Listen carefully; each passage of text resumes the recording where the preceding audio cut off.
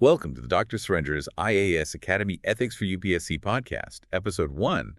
For those of you tuning in for the first time, this is a deep dive, all about ethics, especially for the Indian Civil Services. Yeah, it's great to be here. Ethics, it's a big deal for the UPSC exam, right? And even more so, I think, when you're actually a civil servant out there in the field. Right, exactly. Right. And going through this material from Dr. Surendra himself, I was really struck by how he just cuts to the chase. He starts with this simple, clear definition. Oh, yeah, what is it? Ethics, it's all about knowing the difference between right and wrong, good from bad. Yeah. And then, making sure your actions follow suit. Sounds simple enough, right? But the tricky part is, actually putting that into practice, especially, for civil servants who have to deal with some pretty tough situations.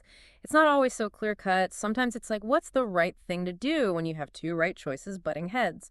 Or when doing the right thing means having to make some really difficult compromises. Absolutely. And Dr. Surendra gets that. He's not pretending it's all sunshine and rainbows. Yeah. He really emphasizes that ethics, it's not just something you read in a textbook. Yeah. It's about how we live our lives every single day. Totally. It's personal, right? Like the choices we make in our own lives. Uh-huh. It's societal, the way we contribute, to our communities and to the world around us. And it's professional, how we conduct ourselves, in our careers, our jobs.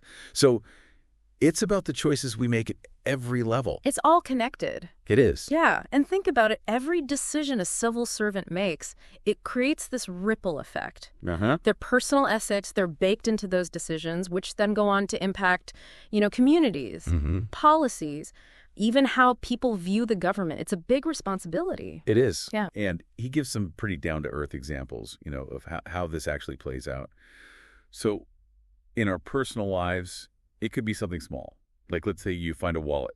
Do you keep the money, even though, no one saw you pick it up? Or, do you do the right thing? It's like a mini test of your character. Right? Absolutely. Yeah. And that's where it starts, right? Doing the right thing, even when nobody's looking. But then you take it to a societal level, and the stakes get even higher. Like, imagine the government is debating a new law, something that could, improve infrastructure, but it might also mean displacing a whole community. So then you have to ask, how do you balance those competing interests? How do you even decide whose needs matter more in that situation? Tough questions. Yeah, those are the kinds of ethical dilemmas where there's no easy answer, no clear right or wrong. And then, of course, there's the professional side. Dr. Surendra talks about a civil servant who's under pressure from these influential people to make a decision that's, less than impartial. Oh, yeah, I've heard that one. Yeah, so do they cave and give in, or do they hold their ground, uphold their duty to remain, unbiased?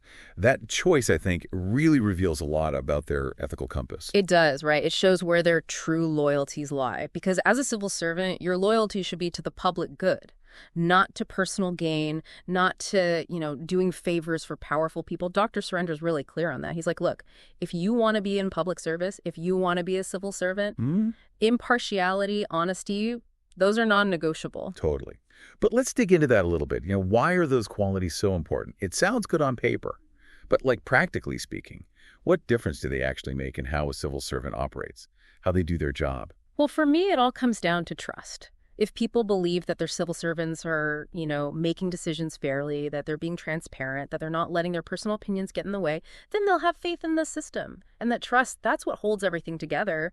Without it, everything falls apart. So it's bigger than just avoiding corruption or staying out of trouble. Yeah, it's bigger than that. It's about building this foundation of integrity that people can actually rely on. Exactly. And, transparency, that's another big one Dr. Surendra talks about. It's not just about, keeping your nose clean. It's about making sure that decisions are made out in the open so people can see the reasoning behind them. Show your work. Yeah, show your work. That accountability, it helps keep things honest. And it encourages, responsible governance. And he also talks about this idea of putting the public interest above all else. What does that actually look like in practice, in the day-to-day life of a civil servant? Well, it means understanding that every decision you make, everything you do, it has to be guided by what's best for the community. Even if that means, making a personal sacrifice, even if it means standing up to some really powerful interests, it's about putting the needs of the many before your own comfort, your own convenience. And that's what separates, true public servants from people who just, hold positions of power.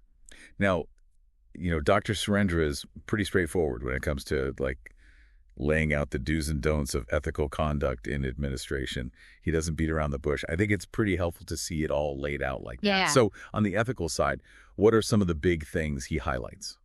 Well, he talks about honesty, being truthful in every situation, even the small stuff. Right. Transparency, making sure your actions are accountable to the public, making sure you're protecting their rights. And then impartiality, which we talked about, like making decisions without letting your personal biases get in the way. Whether it's based on caste, religion, anything, you've got to leave that at the door. And so those are the pillars, the foundations of ethical administration. They are. So on the flip side, what are the warning signs? What are some clear indicators that things aren't quite right, that someone might be engaging in unethical conduct? Well, corruption, that's an obvious one. Taking bribes, cooking the books, using your position for personal gain. Those are like Ethics 101 violations. And then there's favoritism. Giving unfair advantages to certain people or groups while others get left behind. That just erodes public trust. It weakens the whole system. Yeah. And then finally, there's, choosing your own interests over your public duty, putting your own game ahead of the community's well-being. That's a slippery slope. It is. Yeah. Now, where things get really interesting is when we start talking about ethical dilemmas, right? And Dr. Surendra poses these really thought-provoking questions. What happens when an officer has to choose between, strictly following the rules versus showing some compassion, maybe bending the rules a bit to fit a unique situation? Yeah, those are tough. Because sometimes those rigid rules, they just don't quite fit. You're dealing with real people with complex problems, and you have to use your judgment. You have to, figure out what's truly the right thing to do. Exactly. And he also talks about this challenge of, deciding whether or not to expose corruption, especially in situations where doing so could, lead to instability or unrest. Yeah. That's a really tough one to grapple with. It is. It forces you to think about the consequences of your actions, even when those actions come from a good place. It's like weighing the harm of exposing corruption against the harm of, keeping quiet and letting it continue. It's a tough call. So how do you navigate that ethical minefield? What guidance does Dr. Surendra offer for people facing these kinds of really difficult choices? Well, he emphasizes sticking to those core ethical principles, even when there's no easy answer, Things like truth, nonviolence, service, impartiality, those should be your guiding stars when things get murky. So it's like having a strong internal compass. Yeah, exactly. And you develop that compass through, critical thinking, moral reasoning. And also being willing to reach out for guidance, from trusted mentors, colleagues, people you respect. It's not about having all the answers, but about having the tools to work through those tough decisions. And that's where, personalized guidance comes in, right? Yeah. Dr. Surendra mentions his IAS Academy. They offer mentorship, small batches, flexible learning plans. Right. And while we're not here to endorse any specific academy, having a mentor can make a huge difference, Someone who's been in your shoes, someone who's faced these dilemmas and come out the other side, that kind of support, that kind of insight, it's invaluable. Yeah, especially when you're preparing for an exam as demanding as the UPSC. It's about having someone to guide you. Yeah. To challenge you, to, help you develop the ethical muscles you need to succeed. It's like having a seasoned Sherpa guiding you up Mount Everest. They know the terrain, the challenges, the pitfalls, and they can keep you on track when things get tough. So mentorship is a key ingredient then. Now, Dr. Surendra, he also uses real-life case studies to show how these ethical dilemmas play out, in the actual civil services. Yeah, it's like taking those principles and seeing how they work, when the rubber meets the road. It's more than just theory. They help you think through those challenges, those choices a civil servant might actually face out there. One that really stuck with me, it was about this civil servant who, stumbles across some shady stuff happening on this big construction project. Oh, yeah, I remember that one. It's a classic case of, trying to do what's right, but also knowing there could be serious consequences. It's a tough spot. You've got this duty to report it, to, uphold the law, protect those public resources. But at the same time, blowing the whistle could mean jeopardizing your career, your reputation, even your safety. It's a real test. It shows you how much courage it takes to really be an ethical civil servant. Doing the right thing, it's not always easy, especially when the stakes are that high. You're right, integrity can come at a price, but those are the moments where your ethical foundation, it really gets tested. You have to have that conviction to stand by your principles, even when it's uncomfortable, even when it's risky. Now, another case study that Dr. Surendra talks about, it focuses on this balance between, your public service and your personal life. We all have responsibilities outside of work. But how do you balance those with the pressures of a job as demanding as, the civil services? It's a constant juggling act, right? Like, imagine you're a civil servant, you're facing some kind of crisis, and it requires you to work around the clock. You might have to miss, family events or maybe neglect your own needs. Yeah. So then it becomes about making those tough calls. Like, where do you draw the line? How do you make sure one doesn't completely overshadow the other? It sounds like setting some clear boundaries, Yeah. having those open conversations with your loved ones. That's got to be key. It is. It's about being upfront about the demands of the job, setting some realistic expectations, but also recognizing that, even though public service often calls for sacrifice, it shouldn't come at the cost of your well-being or the well-being of your family. So it's about finding that balance, that sustainable balance. It sounds like Dr. Surendra is saying that, a solid ethical framework that can actually help with navigating those tricky situations. Oh, absolutely. Because ethics, it's like your compass. It gives you the set of guiding principles to help you make those tough choices, Yeah. even when there's no easy answer. And it's about staying true to those principles, even when you're facing pressure or you're tempted to compromise. Right. So let's go back to those principles that Dr. Surendra keeps emphasizing, for our listeners, especially those who are preparing for the UPSC exam. Sure. He talks about truth, nonviolence, service, and impartiality as these cornerstones of ethical conduct. Yeah. Especially, for those in public service. Right. So truth, that seems, pretty straightforward on the surface. Yeah. But what does it actually mean, when you're talking about the civil services? I mean, it's got to be more than just telling the truth, right? It goes deeper. It's about being transparent in all your dealings, both with the public and, within the government. It's about protecting the integrity of information, making sure you're not twisting the facts to fit your agenda or, for political gain. Now, what about nonviolence? That one seems a bit more, applicable to personal interactions. But how does it translate to the world of civil service?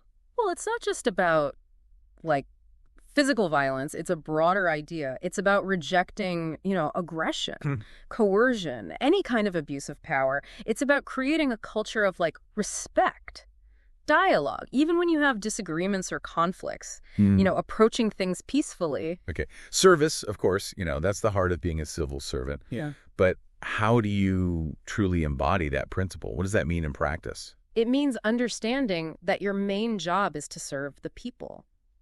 It's about working for their well-being, helping them to thrive. It's putting the needs of the community ahead of your own ambitions. And it's about making a positive impact on people's lives. And lastly, impartiality. We touched on this earlier, but why is it so crucial, especially for someone in the civil services?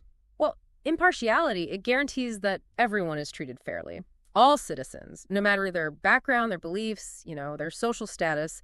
It means making decisions based on merit, evidence, and those principles of justice, and not letting those personal biases or, external pressures sway your judgment. Right. So it's about upholding a level playing field. Exactly. It's about creating that just and equitable society.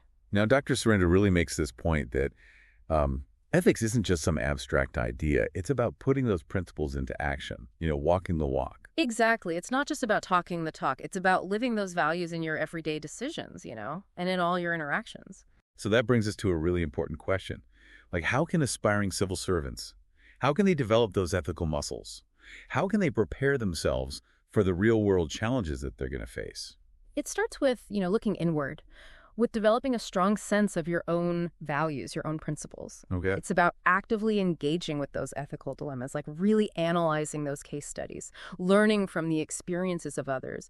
It's about cultivating that ethical mindset, a way of approaching problems and making decisions that is rooted in your principles and guided by that strong moral compass. So an ongoing process. It's a continuous journey of learning and growth. It is. It's about challenging yourself to be better, to do better, to serve better. Always striving, Always improving. Yeah, and striving to be the kind of civil servant who inspires trust, who embodies those values of integrity, compassion, and service. The kind of person who upholds those highest ethical standards even when things get tough. It's not an easy road, but it's definitely a rewarding one. And remember, you don't have to do it alone, you know? Seeking guidance, mentorship, that can make all the difference. And Dr. Surendra's IAS Academy, that's a great example of, the kind of support that's out there. That personalized mentorship, it can be so valuable, especially when you're dealing with the complexities of the UPSC exam and, the demands of a career in the civil services. It's like having, a trusted advisor, someone Yeah. who's walked that path, who can offer you insight, support, and encouragement along the way. It's about having a mentor who not only understands the exam inside and out, but also embodies those values, those principles that are so crucial for success in the civil services. Yeah, it can really make all the difference, finding those people who can support you, keep you going when things get tough. And speaking of support, for our listeners who are interested in learning more about Dr. Surendra's IAS Academy, about their approach to mentorship and what they offer, we've got all the details for you in the description box below. Yeah, definitely check it out. But even beyond any specific academy, the big takeaway is, finding guidance from those who've been there, who've walked the path. That's really key. Absolutely. And not just someone who knows the ins and outs of the UPSC exam, but also someone who really embodies those ethical values, those principles that we've been talking about. They're so crucial for a successful career, for a fulfilling career in the civil services. So for those listening, if you're thinking about this path, don't underestimate the power of mentorship. It's an investment in your future, not just professionally, but personally too. Couldn't agree more. Well, as we wrap up this first episode of the Dr. Surendra's IAS Academy Ethics for UPSC podcast, let's take a minute to revisit some of the key points we've covered today. Let's go. We started with Dr. Surendra's definition of ethics, right? Understanding the difference between right and wrong, and then acting accordingly. But we've seen it's a lot more complex than that. Oh, yeah, for sure. It's about realizing that ethics, it's a part of everything. Mm-hmm. Our personal choices, how we interact with society, and, especially how we conduct ourselves as civil servants. It all comes back to that. It does. And we dug into why ethical conduct is so fundamental to effective public service. It builds trust, it ensures that things are fair, and ultimately it strengthens the bond between the government and the people it serves. It's that connection that's so important. And of course, we explored those core principles that Dr. Surendra highlights, truth, nonviolence, service, and impartiality. Right. These aren't just lofty ideas. They're actual practical tools to help civil servants navigate those ethical dilemmas that pop up all the time. Yeah, they're a framework, And those real-life case studies we talked about, they really brought it all home. They showed how those principles actually play out in real situations, the tough choices that people have to make, and the impact those choices can have. Yeah. They offer really valuable lessons for anyone who's dreaming of serving in the Indian civil services. It's learning from those real-life examples that's so powerful. It is. And, it's clear that ethical decision-making, it's not about memorizing a bunch of rules. It's about cultivating this mindset, a way of approaching problems and making choices.